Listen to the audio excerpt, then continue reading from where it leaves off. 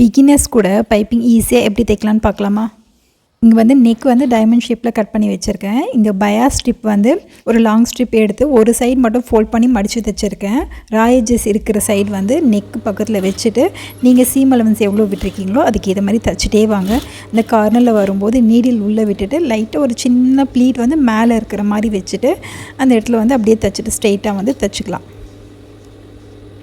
Main garment வந்து pleat இல்லாத மாதிரி பார்த்துக்கோங்க. இந்த ஒன்லி பைப்பிங் வைக்கிற பீஸ் மட்டும் வந்து தைச்சிக்கலாம்.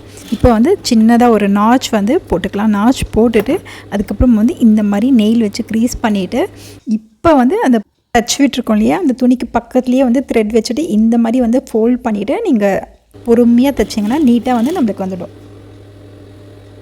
இந்த கார்னரில் வரும்போது மட்டும் நீடில் வந்து உள்ளே விட்டுட்டு அதுக்கப்புறம் ரொட்டேட் பண்ணிங்கன்னா அந்த ஷேப் வந்து உங்களுக்கு நீட்டாக வரும். ஃபுல்லாக வந்து இதே மெத்தடில் வந்து அந்த த்ரெட் வந்து மூவ் ஆகாத அளவுக்கு அலைன் பண்ணிவிட்டு தைச்சி விட்டுக்கோங்க. இப்போ வந்து கட் பண்ணிவிட்டு நீட்டாக வந்து அயன் பண்ணி விட்டுட்டோன்னா உங்களுக்கு சூப்பராக வந்து டைமண்ட் ஷேப்பில் பைப்பிங் வந்து ரெடி ஆகிடும்.